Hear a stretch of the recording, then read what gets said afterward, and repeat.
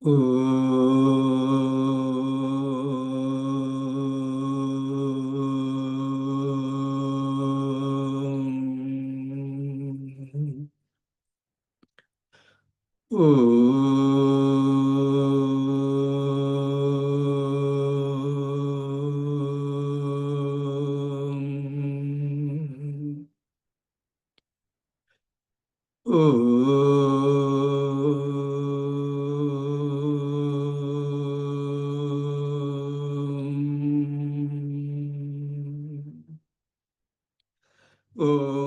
Shri Ganeshaya Namaha. Om Shri Saraswatyai Namaha. Om Shri Gurubhyo Namaha. Sada Shiva Samarambham Shankaracharya Madhyamam Asmadacharya Paryantam Vande Guru Paramparam. Shruti Smriti Purananam Alayam Karunalayam Namami Bhagavad Pada Shankaram Lokashankaram. Samasta Jana Kalyane Niratam Karunamayam Namami Chinmayam Devam Sadgurum Brahma Vidvaram. Sadgurum Brahma Vidvaram. Om Partaya Pratibodhitam Bhagavata Narayanena Swayam Vyasena Kreditam Purana Munina Madhye Mahabharatam Advaitamritavarshiniim Bhagavatim Ashtadashadhyayinim Ambatvam Anusandadhami Bhagavad Gite Bhavadveshinim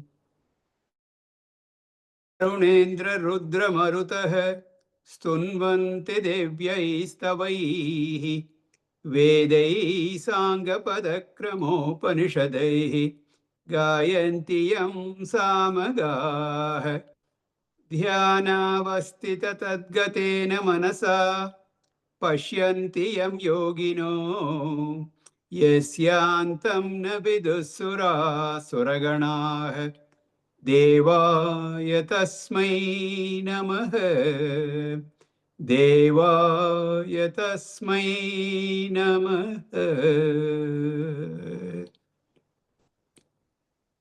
Hari Om.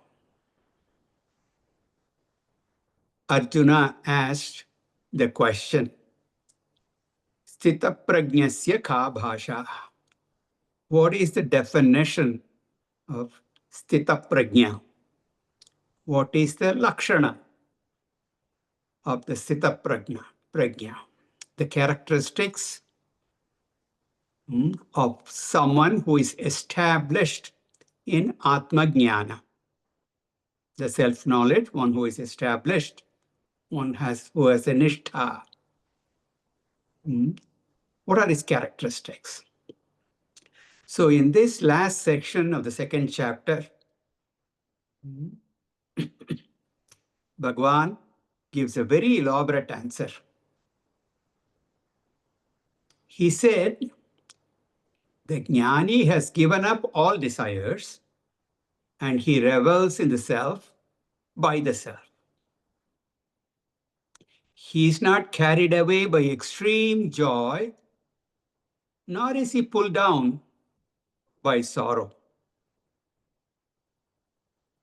So he has a balanced mind. These characteristics also are the guidelines for us, the seekers. Sthita prajnasya lakshanani sadhakasya sadhanani. So it offers wonderful guidelines for us, which Bhagavan spoke explicitly about those spiritual disciplines that a seeker should practice. That also he included in this section. And he stressed the importance of gaining mastery over our mind and the sense organs. He also cautioned us about the nature of sense objects, the havoc they create for the unwary. In the two verses 62 and 63, he described the ladder of fall that starts with a mindless fancy for sense objects for the ignorant man, which eventually leads him to his spiritual downfall. Contrasting with that is a wise man who, without likes and dislikes and with control over his senses, he enjoys the objects of this world. And while doing so, he's not disturbed by them.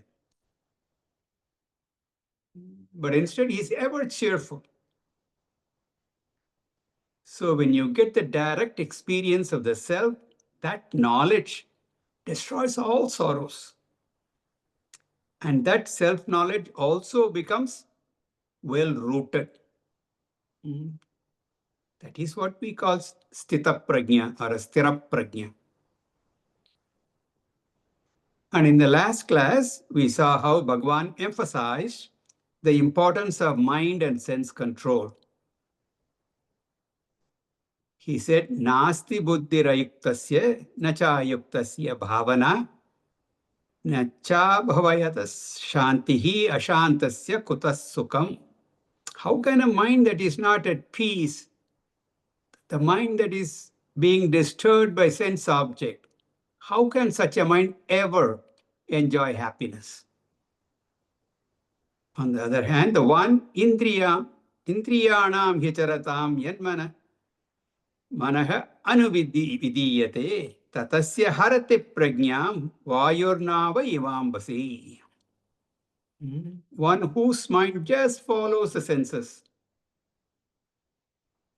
His knowledge will not be steady.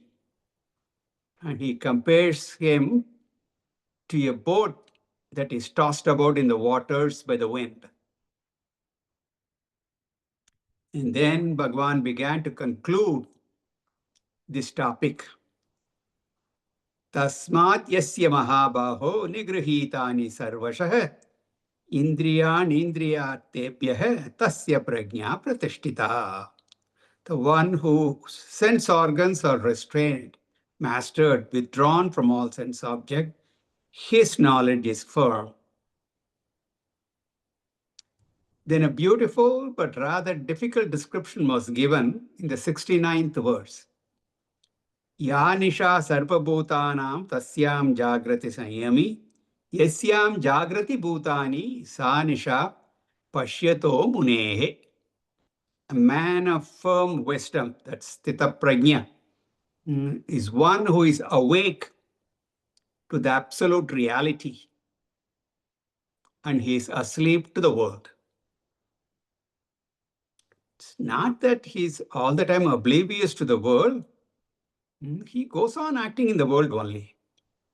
But as he does so, he knows that the world is not real in the absolute sense. He is an enlightened man. He is awake to his own self. His knowledge is firm.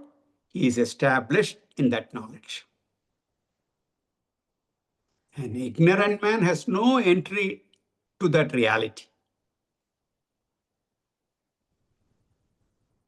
If you follow the characteristics of a jnani, take them as a guidance for yourself, you can also become that muni. How will you become that sthita prajna purusha? The last word in the first line, sanyami, and the last word in the second line, muni, both of them indicate that.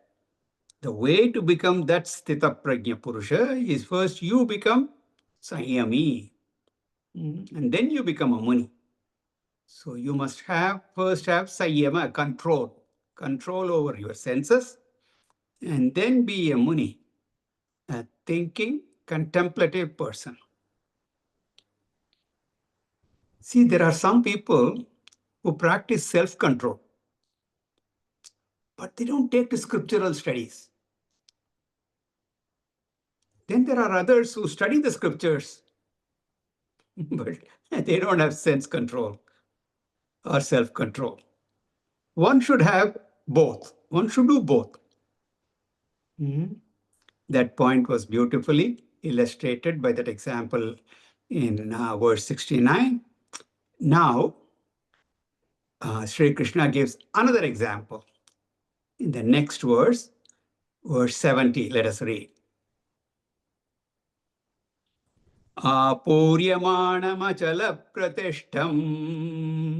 Apuryamanamachala Samudramapa pravishanti yadvat Samudramapa pravishanti yadvat Tadvat kamayam pravishanti sarve Tadvat kamayam pravishanti sarve Sashantimapnoti na kamakami Sashantimapnoti na kamakami Apuryamanamachala pratishtam Samudramapah pravishanti yadvat Tadvat kamayam pravishanti sarve Sashantimapnoti na kamakami.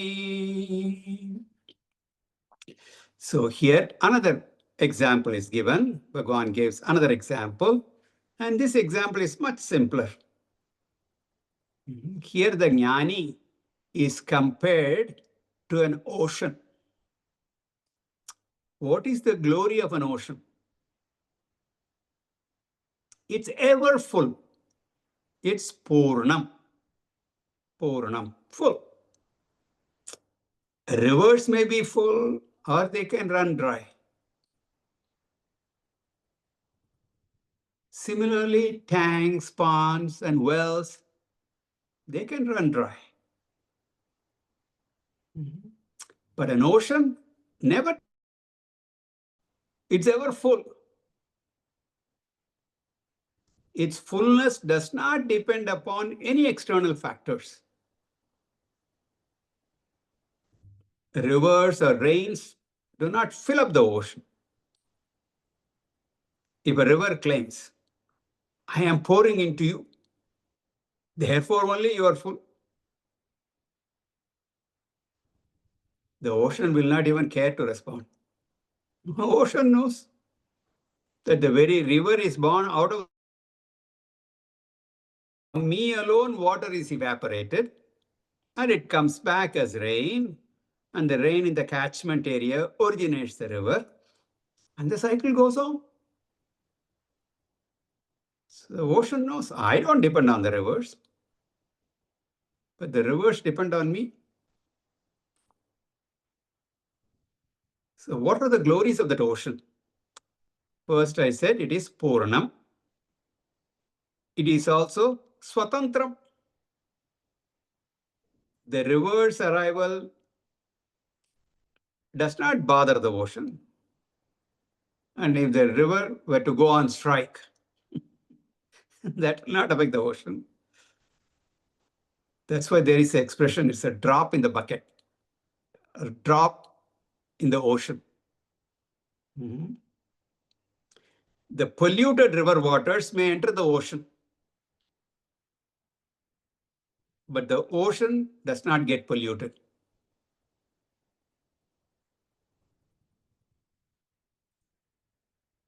Now, in the current day and age, we are even challenging that.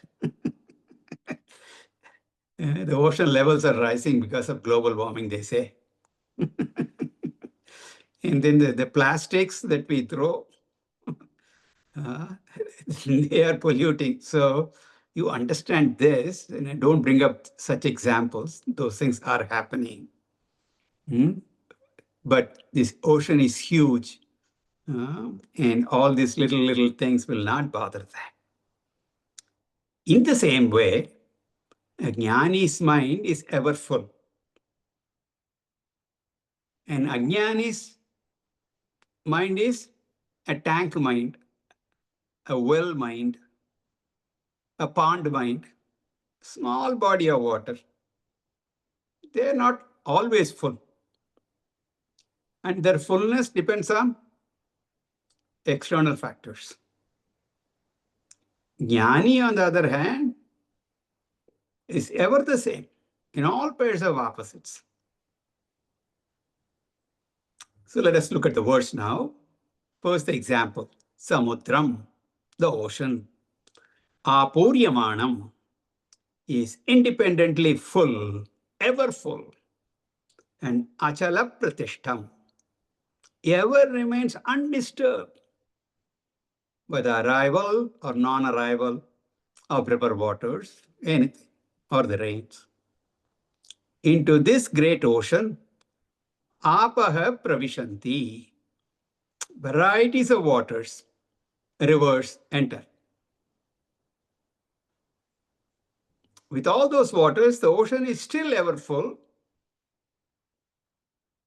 Tadvat, similarly, yam kamaha pravishanti sarve, jnani's ocean-like mind is there into which kamaha, sense objects, pravishanti, they enter. Sarve, from all sides. All those do not disturb him. Sashantim apnoti. He enjoys a peaceful mind. His mind is not ruffled by any of that, not disturbed. His mind is always poised. He has that equipoise of mind, balanced mind.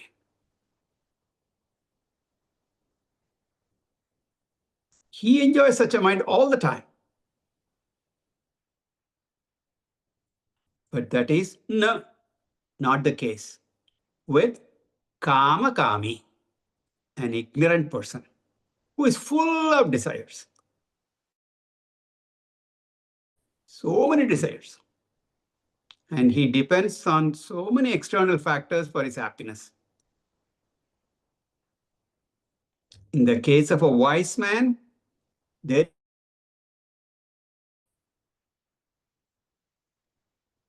we already said happiness is no happiness if there is no end to sorrow and if there is no peace. A kami, one who has so many desires, does not have that peace. Desires in him only disturb his mind.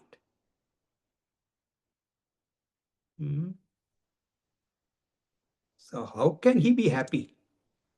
That sukham will elude him. This is the second example. This verse is often quoted. So to re-emphasize who gets that kind of peace, Sri Krishna says, Vihaya kamanya sarvan, Vihaya kamanya sarvan, Puman charati nispruha, Puman charati nispruha, Nirmamo nirahankara, Nirmamo nirahankara, Sashantimadhigacchati, Sashantimadhigacchati, Vihaya kamanya sarvan, Puman charati nispruha, Nirmamo nirahankara, Sashantimadhigacchati. So Bhagavan continues the topic of jnani state of mind. So from this, it's very clear that moksha is no mystic experience. No mysticism involved. Nothing strange. It is enjoying that poised mind. And it is not unknown to you. your mind is poised with regard to others' problems. When others, complain about their problems, you are very objective. So you just need to extend that to your own problems. You should be able to have the same state of mind. You do not ignore others' problems. You help them also. The distinct difference is that you are very objective when it comes to others. For your own problems, such objectivity is lost.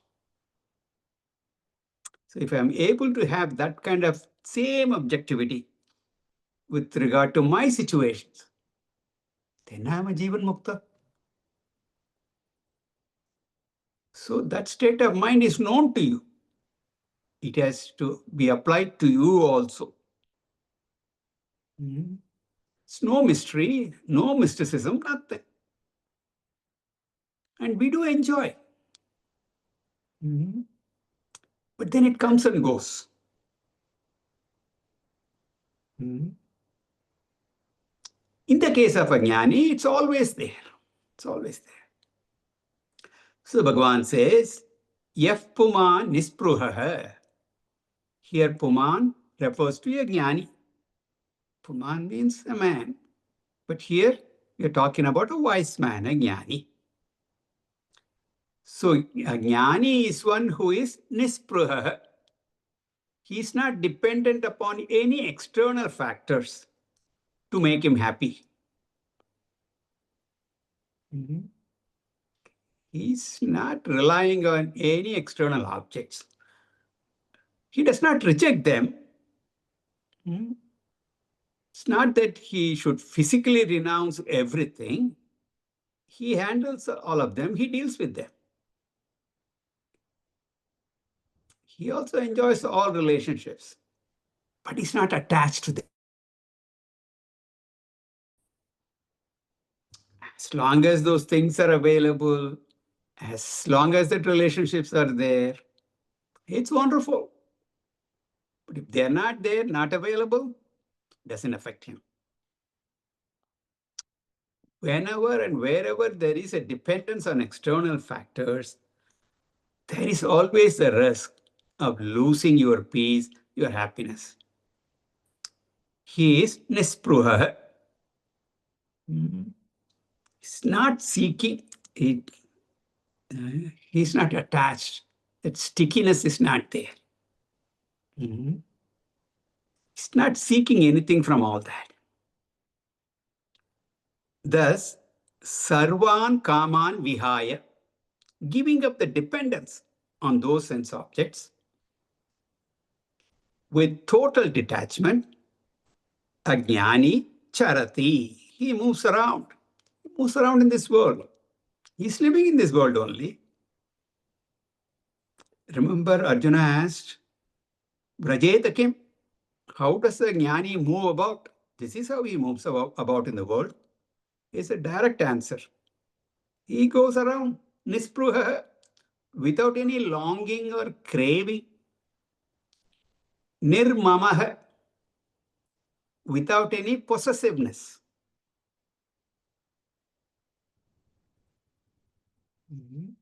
Nirahankaraha, without ego or body identification. Doesn't have ahanta or mamata. He doesn't have ahankara or mamaka. Nirmamaha, nirahankara. And he doesn't depend upon external objects. Nispruha. Or even internals. He does not depend on the body. The body is giving some trouble, going through some suffering. It doesn't bother him. He looks at the body like he looks at any other object in the world. The body is born out of the same 5 elements. And the body depends on the same five elements. The objects of the world are also same five elements, and it depends on that. Any time the body will be claimed by those five elements. I may love to hold on to the body, but nature may not like that. Therefore, he does not have identification or dependence on even the body. So, nirahankaraha means free from all that. Since there is no such identification, he is nirmamaha, without any ownership. He is not possessed. I don't own anything in this world. I'm temporarily using them. The moment I have ownership, it is problematic.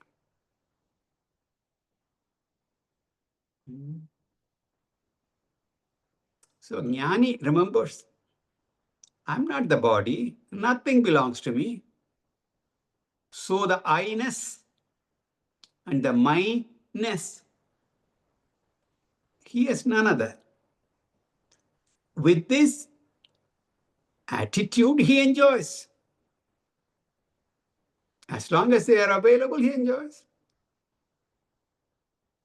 And with that kind of an attitude, saha shantim adhigacchati. He enjoys life fully. He enjoys his life. In this verse, certain beautiful things are said. When a person asks, how to gain peace? How do I gain peace? Generally, when I ask that question, I expect the guru to say, do this or do that, get this, get that, then you will get peace. That's why the student asks the guru, how can I get that peace? This is a very standard question. I have everything, but I don't have peace. Shanti, I don't have. How do I get that? And Guru, and here Bhagavan, he says, he doesn't say you get this, you get that, but he says give up, give up, give up, give up. Drop it, drop it, drop it. Drop what you have. You drop your desires, you drop your I-ness, you drop your my-ness. Then you will get peace. So to gain shanti, peace, you don't have to do anything. Give up what you got. The shanti is already there. With all our life's activities, we are only creating ashanti. And then we suffer from that. You create all kinds of disturbances, restlessness and agitations. With this ahankara and mamakara, with this I-ness and minus.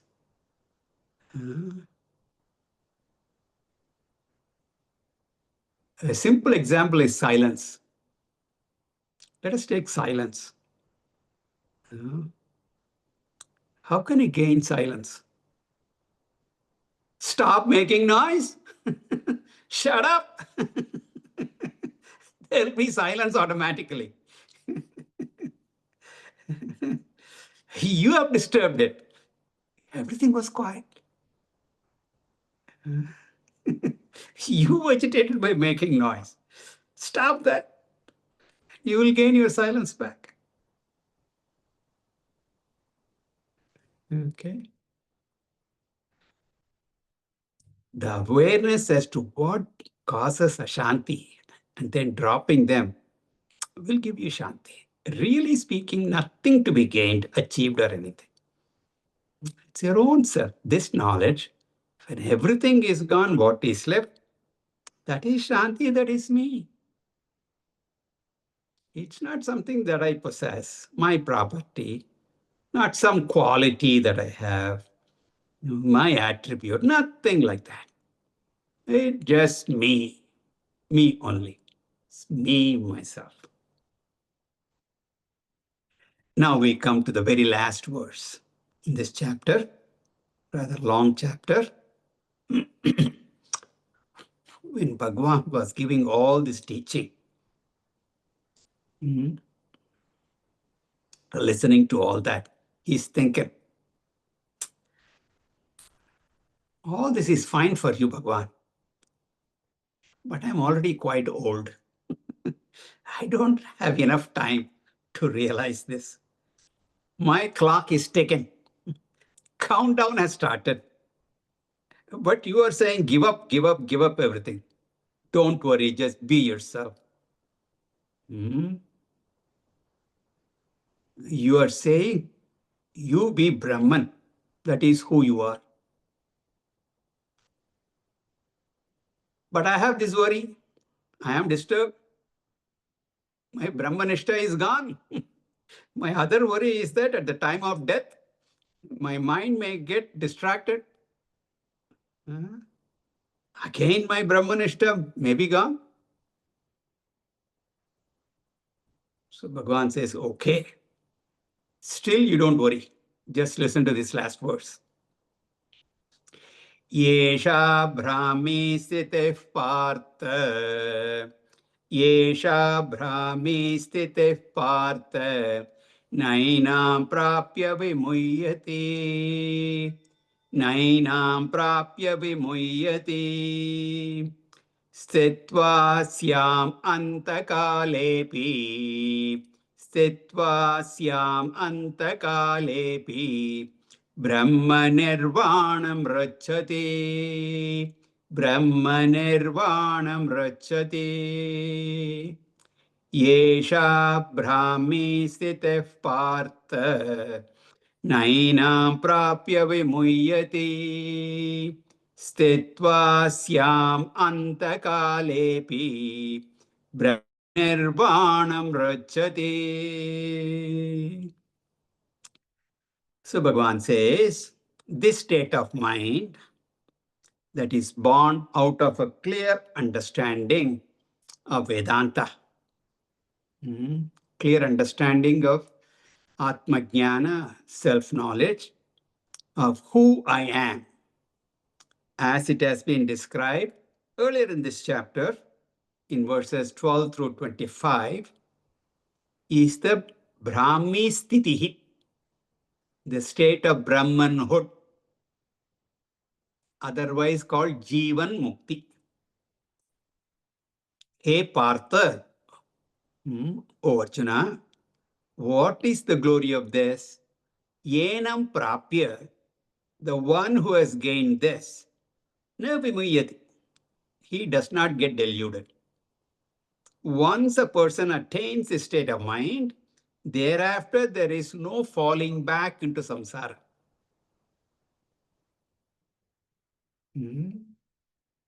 There are no more conflicts in life. As Arjuna had on the battlefield, he was so disturbed. No such disturbances. Till the time you gain knowledge, the conflicts are inevitable. But you gain this knowledge, everything gets resolved. Not only that, asyam sthitva, having been established in that state, how long does he enjoy the state of Jivan Mukti? How long? He will enjoy that as long as he lives in this world. And he has to live in this world as long as his prarabdha continues. What happens to him after his prarabdha is exhausted?